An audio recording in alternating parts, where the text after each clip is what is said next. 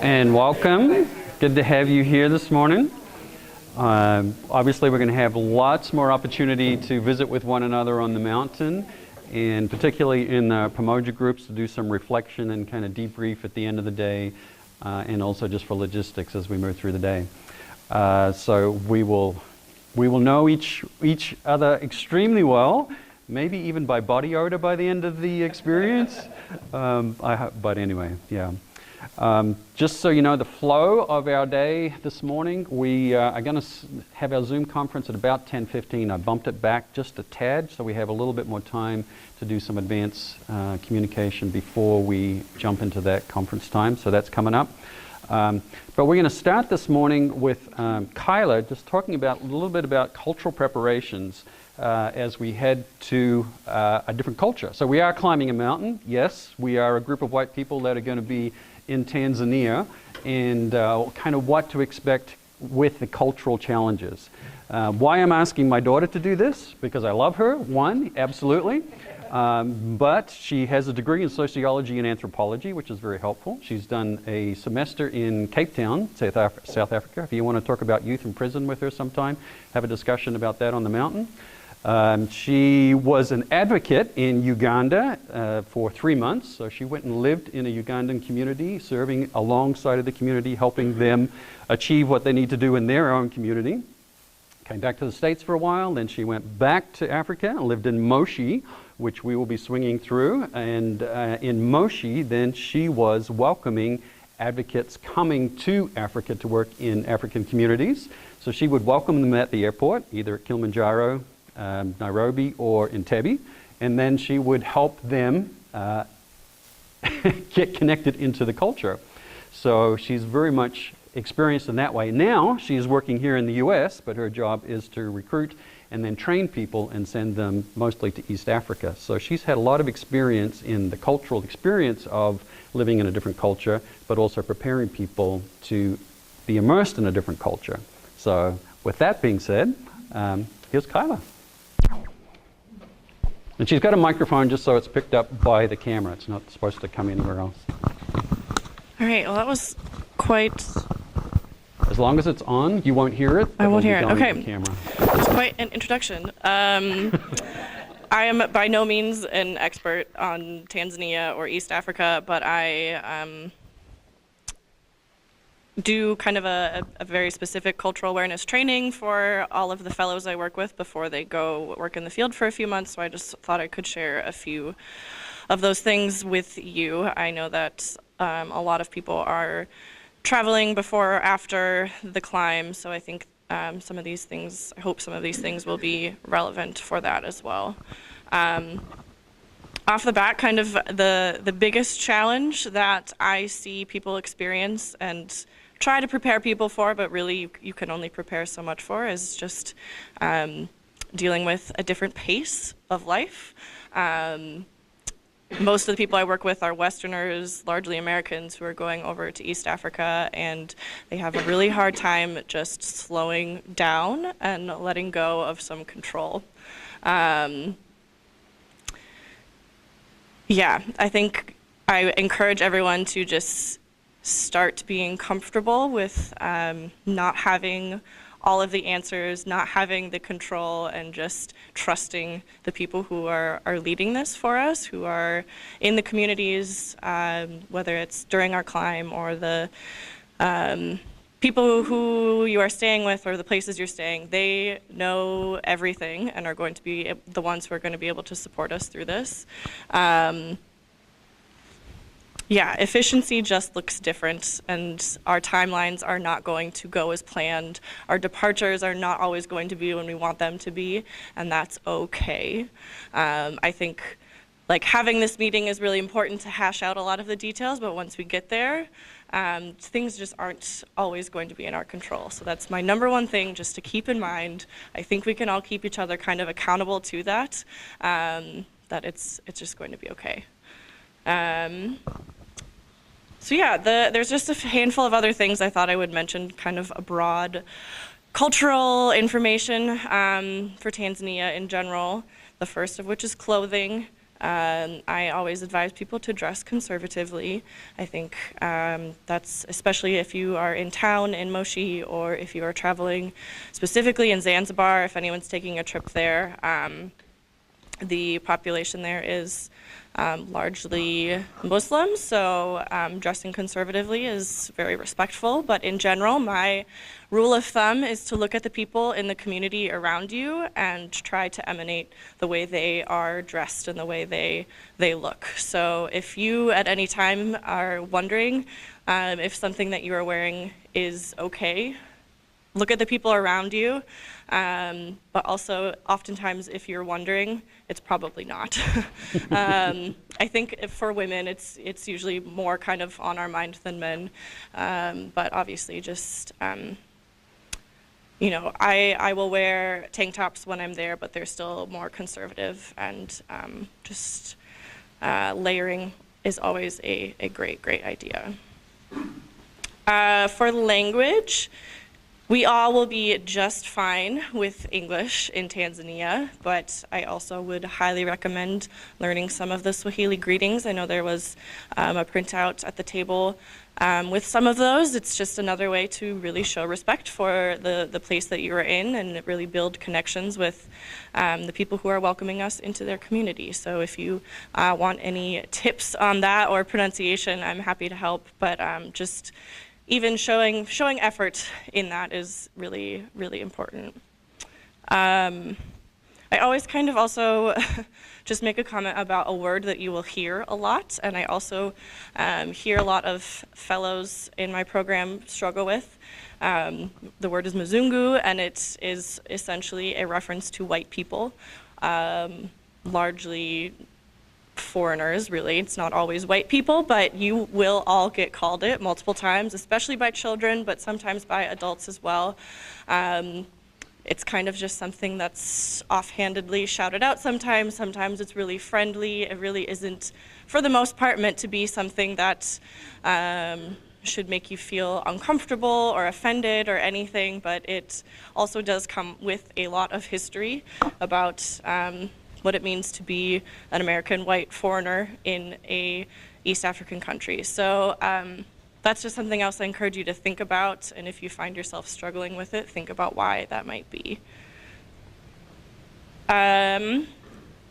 Something else is just to think about photos and the way that we take photos, especially of community members while we're traveling. Consent, whenever possible, is always best. So asking somebody if you can take a picture of them. If you are hoping to share that photo on social media or share it with family and friends, it's kind of the next level of thinking about, you know, does the person I'm taking this picture of or with approve of that? Again, I advise, you know, if you're wondering if it's not okay, or if you're just not sure if it's something that you should share, maybe it's not. We can keep a photo for ourselves and for our memories, but to really be respectful of the people that we're sharing it with or sharing it of. Yeah, just keep that in mind. And I also really encourage when you're sharing photos to include stories with them. There's much more depth that can come from sharing a story from a person that you met or an experience that you had, rather than just throwing up a photo of some people on the street that you thought was cool. But really illustrating what's happening and, you know, making the people in that real.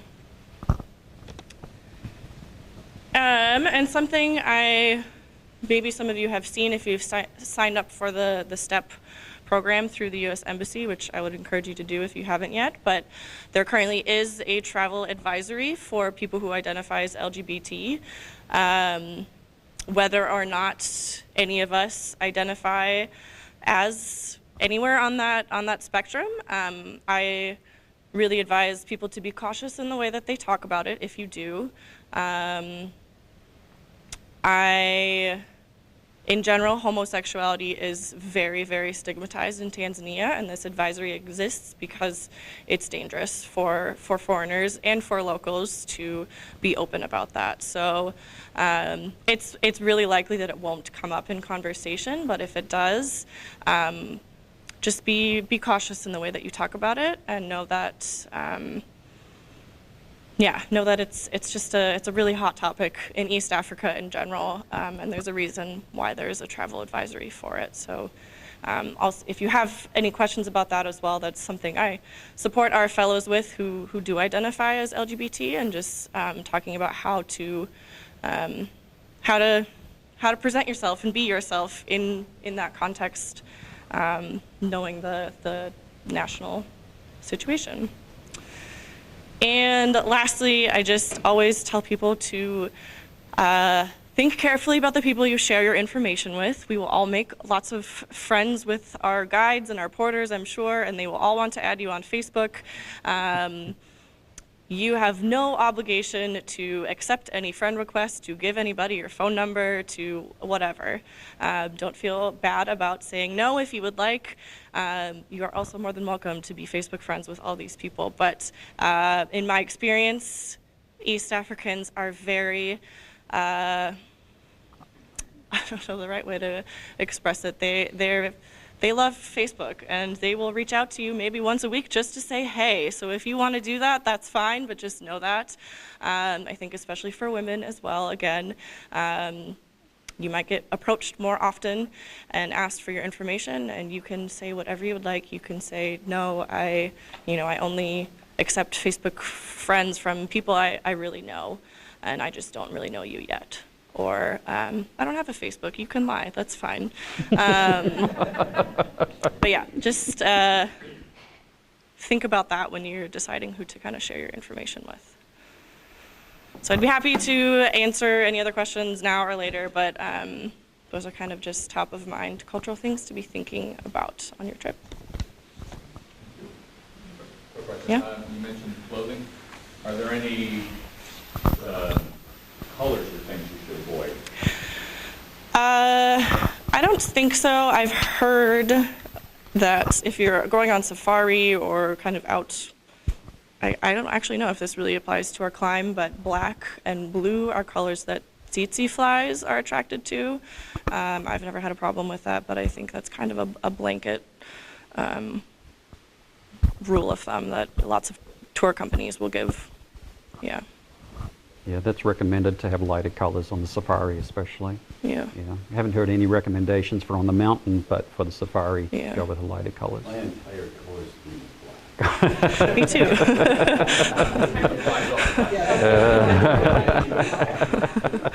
Tsetse flies are not on the summit. Yeah, I would think I'm not. Yeah. pretty sure they won't be there.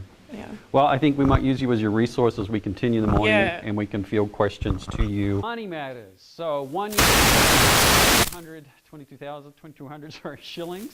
ATMs are available in the cities, but not all are reliable. This is East Africa that we're going to. There is an ATM at the Kilimanjaro airport, and while we're getting out of the airport, Kim and I and Kyla have not had any success with that particular ATM. We have not been able to get money out of it. So don't go expecting, I am going to get money at the airport. You may, but you also may not. So just be aware of the unreliability of ATMs, and particularly that one. There are lots of ATMs in Arusha and Moshi. It's possible that Tanzania Choice Safaris, we could just give them some cash. They would. We'll talk more about that. Credit cards accepted in larger shops and hotels. Commission may be added, at least a 5% surcharge, sometimes 7 to 10%, just to be aware of that.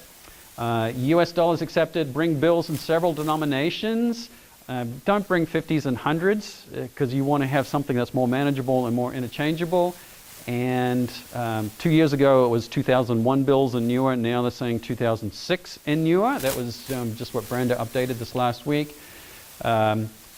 Changing money at the banks is possible. There used to be exchange bureaus, but apparently just last month the government said we're not doing exchange bureaus anymore. So that was very current news. So plan for ATMs.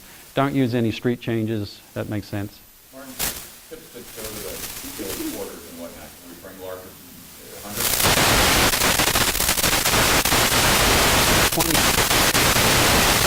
dividing that up and spreading it.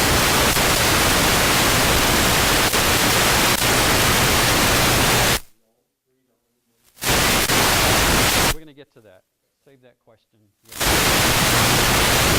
Ahead, if you're just communicating with family and want them to know, we'll do this last. Take a 2-minute break and go into the video conference. Anything provided by Tanzania Choice Safaris is safe. Ice cubes of hotels and lodges are safe. Vehicles for the post-climb safari, Taste of Tanzania, you'll be stuck with 3 500ml bottles per day provided by Tanzania Choice Safaris. During the extension trips, drink only bottled or boiled water or carbonated drinks in cans or bottles. Don't drink from tap water and fountain drinks. Even the tap water in your lodges, hotels, it's recommended that you do not drink that water directly. Bottled water will be available in rooms for brushing your teeth and taking meds. Additional water can be purchased from the hotel, bar, or restaurant. It's just really weird to get used to brushing your teeth with a bottle of water, and there are times when you will just out of force of habit stick that toothbrush under the faucet. It's not the end of the world, but just try and think that you just use that each morning when we start hiking and when we stop hiking, he'll send a message to the satellite, which can then generate an email to any family member that you would like to receive that message. So if you want anyone else, friends, family, to be aware of your whereabouts on the mountain, you can do that. He'll also generate a URL code, so you can go directly to a website or your friends and family, and they can see where we are on the mountain, which is kind of cool. This will also be the same list if you want email updates that Brenda will be able to pass on to friends or family that are not on the mountain. There is some limited communication between Festo and Brenda even during the hike, and there may be even a photo or an update from Festo that can be relayed to Brenda that can be pushed out to family and friends. So you can put whoever you want to receive that email information right on there. Callie, do you just want to introduce the snack that you have? Boy Scouts has it, well, everybody, it's called May bread, and Paul bakes it, and it is super, super high calorie. It's oats and honey and peanut butter and a bunch of calories. And so our plan is to bring this as our high energy snack. And so I'm going to pass this around if you want to try a little bit of it. Awesome. Paul made it this weekend, so it's really dense.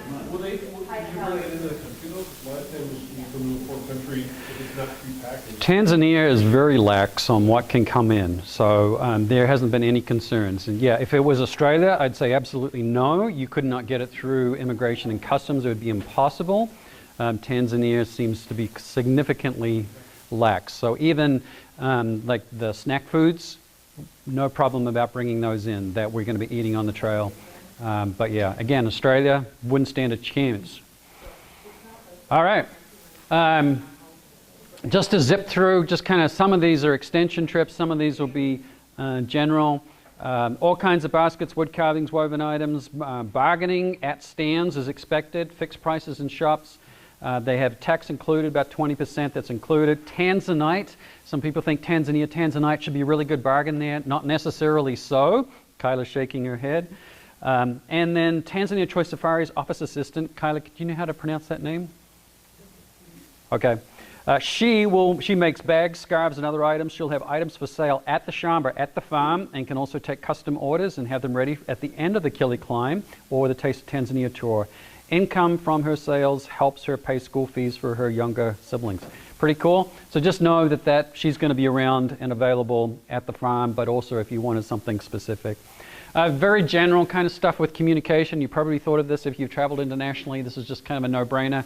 Most of your cell phones won't work in Africa without an international plan or local SIM card. WhatsApp is a good app for staying in touch with family back home. You can use it on your phone with just a Wi-Fi connection. No need for local SIM card or international calling plan. We won't have Wi-Fi at the farm. We will have Wi-Fi at the lodge, just so that you're aware of that. Hotels and lodges will have Wi-Fi. Speed and reliability are not guaranteed, but just so that you're aware of that. Check with your service provider. Don't assume you can use your phone the way it is. Airplane mode is strongly recommended to limit the data that is flowing from your phone. I'm going to generate a link for you as a combined Google Photos Dropbox. so that even while still in Tanzania, if you have Wi-Fi, you could be uploading photos to the Google Photo album so that we can just share photos from our trip. Make sense? Check, check. The duffel stuff, yeah. I was thinking about bringing a tripod. Do you, That's your... anybody gonna bring a tripod? I could bring one for the whole group, or we, I'm not planning on a tripod, but if, yeah, that's your call. I'm going to bring a selfie stick that can actually convert into a tripod of sorts. Pretty high tech. I got that for Christmas. So yeah, the 15 kilograms, about 33 pounds for your personal stuff. Careful not to overpack. She clarified, and Festo clarified about the rain cover. He didn't seem too worried about that. I will definitely be using plastic inside my duffel, just in the event of miscellaneous water, but also just to help organize my stuff. Earlier on, they'd recommended maybe waterproofing a duffel. It doesn't sound like that's a big deal, but that's a personal choice. now that you see how they were wrapping them with the tarps Yeah. and the picture. January 20th deadline for rental stuff. So if you want rental stuff, and that's payable in cash to Brenda when we arrive, on arrival there and sometimes. So just know that you've got a little bit of time to organize that. The tips. John Urbanski is going to be our tip master. If you don't know John, just wave your hand over there. So bring your tip money for the guides and the porters on the trail with you. You don't want to leave that in your personal baggage. It needs to come on the mountain with you. And they're recommending that we do the distribution of the tips on our last night on the mountain. We're all going to be extremely tired because that is the end of summit day. But that is the recommended time. John is going to be the tip master. He's going to check in with Brenda and just talk through the details of what bucket goes to Festo, what bucket goes to guides, and all that kind of stuff. But make sure that you have your tip money with you on the mountain. Make sense? So, do we know how much each of us will need for that? No, that's per climb, per climb, so that's each of us we should have. Yes. So this is the low end, was about $250, and then the high end was $350. So somewhere in that range for tips for our mountain crew. And that also includes the farm at the beginning of the trip. Can we agree on $300 or something? What's the difference? Yeah. Or what do you, I mean, I think it's a personal, it needs to be a personal decision. Somewhere in that range, 250 to 350. But we're not individually. how am I supposed to divide that? That is your conversation to have with Brenda based on the recommendation and on our group size. So you get to do the math on that. Well, that's like impossible. I mean, I can do it, but it's. How would they be giving them the check? No, because the thing is that if someone gives 250 and someone gives 300, once it goes in the pool, you're still gonna divide it by the number of people. Okay. It just doesn't mean that. But it knows a different amount There's different amounts so we'll figure it out, I guess. How do they get it? I mean, we're not sitting around a fire Yeah, we are. and They each get- handing them. We are going to be handing the cash to John, and John is going to be organizing it.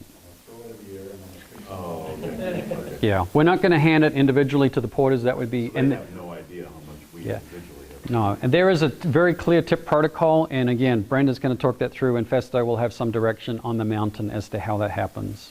Yeah. I guess I would really say that it sounds like we could make it work, but it sounds to be a headache for me as trying to do the accounting. I think it's harder to do it when we're trying to, the lead guy gets $2 and 1 and 3, and if I give 350, if you go back to the prior screen, those numbers are different.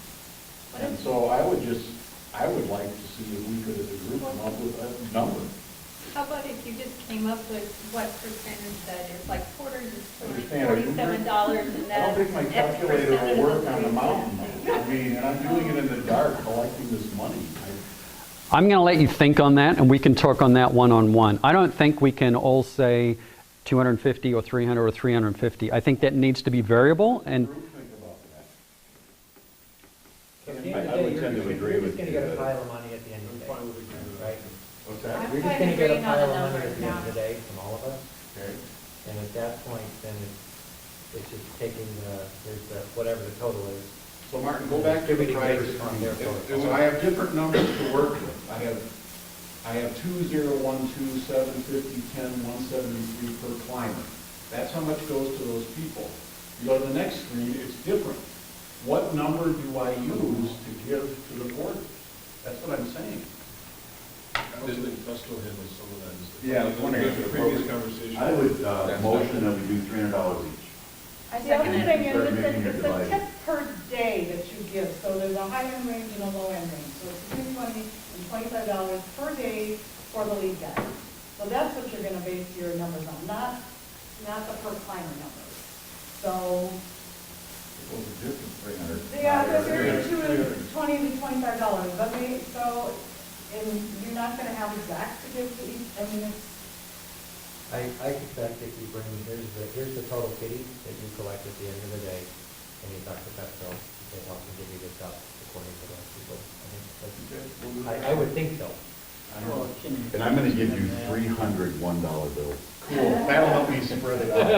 yeah. And I think some of you are going to be like, boy, I just want to give more. And I don't want us to be locked into a number now when we're not on the mountain interacting with the people. That's my opinion. That's my strong opinion. But I'm open to the group's decision on this. What if, I have a in between. What if we said, if we vote on minimum of 300, bring the extra 50, and then, so plan on the 300 divided, that math can be done now, and then anything addition would be determined at the end. I like that. I like that idea. All in favor? Aye. Against? Cool, thank you. Okay. Thank you. Thank you for taking that. I didn't want to deal with this at all. I can see why. Martin, one question. Is there a tipping protocol for the safari as well? Yes, and Kim's got that handout. So you'll get that in a little bit. When we arrive, it's going to be night. There are two general lines. There's a very generous description. We're going to be arriving in the dark. You walk into the immigration area. There is going to be a sign that says, I have a visa or I need a visa. We will gravitate towards the messy line that says, I have a visa, and just to go through the process. We'll gather your bags in the bag area. If your bag is not on the carousel, look for it, because someone has probably taken it off the carousel and just set it on the floor somewhere.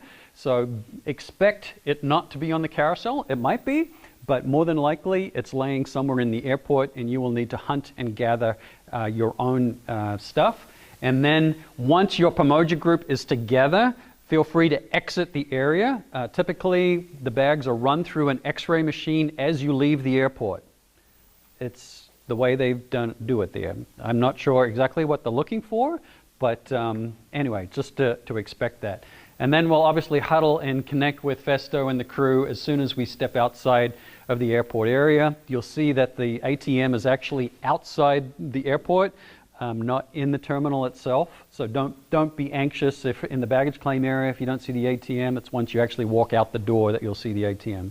And whoever gets there first, see if it works, and then pass the message on. Make sense? So the first night at the farm, arriving at night, have their headlamp handy and available. Don't expect electrical outlets to be running to your tent, anything like that. Tents will be set up ready to crash, campfire, Brenda already mentioned that. Outdoor lighting will be in the camp area. Pack your jammies on the top. This is interesting to know. There will be power strips in the house for charging, but there's no guarantee that it's going to work. Although, Brenda said, the village tends to be more consistent than in town. So there's a good chance there'll be some power strips in the farmhouse area, but don't be disappointed if there's not, because there's no electricity, okay? Just the way that it is. Make sense? Check, check. So arriving about 8:40 p.m., heading to the farm. Next day is hanging out at camp, guide briefing, gear check. Festo is going to ask us to lay out our stuff. He's going to look at it, make sure that we have what we need. We'll be able to do a little practice hike around the village area. In the past, I've said there'll be some entertainment. We've had some of the local people from the village hang out with us and do a dance, and they even, I don't know if they'll have some millet beer for us, some chunky millet beer, which is kind of gross, but it may or may not be available, I don't know, but there'll be campfire time hanging out there. When we were there 2 years ago, some of the local kids would be just hanging over the fence looking and watching at these Mzungu as they set up and hang out. So don't be surprised if there are locals around. Had the experience there when leaving here, someone said, "Oh, can I have your watch?" I was like, "Excuse me?" Just looking for a handout from a white person of wealth. So don't be surprised if you get asked that question. Usually the response would be no. Kili, do you want to say anything else about gift giving? I'm going to put you on mic. When I'm training people to go into the field, I tell them don't hand out gifts to individuals, whether that's money or candy or treats or your watch, whatever it is, because it perpetuates this kind of handout mentality. If you feel drawn to support someone, then Brenda and Kakasi are the people to talk to and say, how can I support people in this community or something like that. But in general, handing out individual gifts I would not recommend. Good. Thanks, Kyla. But it can just take you by surprise initially if someone says, "Can you give me some money?" or "Can I have your watch?" It's kind of like, what do you say? There is actually the mountain in the background, so this is taken from the shamba from the farm. So if you think I was standing on a lawn chair peeking through, and if the banana plants and fronds are in the right place, you might be able to see the mountain from there. Our hike, you know the details. Again, it's about a 3 to 4 hour drive to the trailhead to register. It's going to take a while, and then coming out on the Friday. Just so everyone knows, Thursday is Valentine's Day. That is our summit day. So if someone asks when to be thinking of you and praying for you, Valentine's Day. The GPS info, so those are the messages people can receive via email, friends and family. So sign up for that. Brenda's going to send email updates to friends and family based on the report she gets from Festo. Occasionally there is some signal that Festo will communicate back to everyone. When we get back on the Friday, hiking out, celebration dinner at the lodge, overnight at the lodge. The taste group arrives late, probably after 9 o'clock, something like that. Saturday morning, everyone is going different directions. The Kili only participants have a free day for a 9:45 flight out. Hang out at the lodge or go into Moshi, 15-20 minute drive. The safari extension is departing on Saturday morning, headed out to Tarangire. Again, just pack your overnight bag. The Taste of Tanzania goes back to the Kimiro, to the Shamba for the day. Dar es Salaam on the flight on the way back. Brenda mentioned this already, but just to reiterate for the safari people that they'll store safari group stuff, luggage. You only need to carry what you need for the overnight trip. Won't be enough room in the cargo hold for everything. Pick up other luggage on the way to the airport. The lodge has restaurant, bar, coffee lounge on site, a gift shop, massage services. That might be something we're interested in. Bike rental, I thought Gary Thrasher might be interested in doing something. It's the kind of thing Gary would do. He'd be like, I just climbed a mountain, what should I do? I'll go for a bike ride. Yeah, that too. Emergency contact information, we've added Brenda's specific detail on there and Kakasi's and my cell number. Probably good just to have available and have on hand if you want to use that. Duty-free stuff, just so that you're aware, $800 for return. You'll have to declare it, keep your receipts. You've got a customs form. Some of you have, if you have global entry, you can use the kiosk as you come back into the U.S. and declare. Medical supplies. Kim, do you want to talk to that? Okay, done. And just so you know, our Emmanuel quilting group, these are the actual quilts that the Taste of Tanzania group is going to take over and will be distributed in the village area that we will be staying in the Kimiro Shamba area. So that's really cool. There's about a dozen quilts that will be hand delivered and to local people, which is really kind of a cool thing to do. Any other questions? Comments?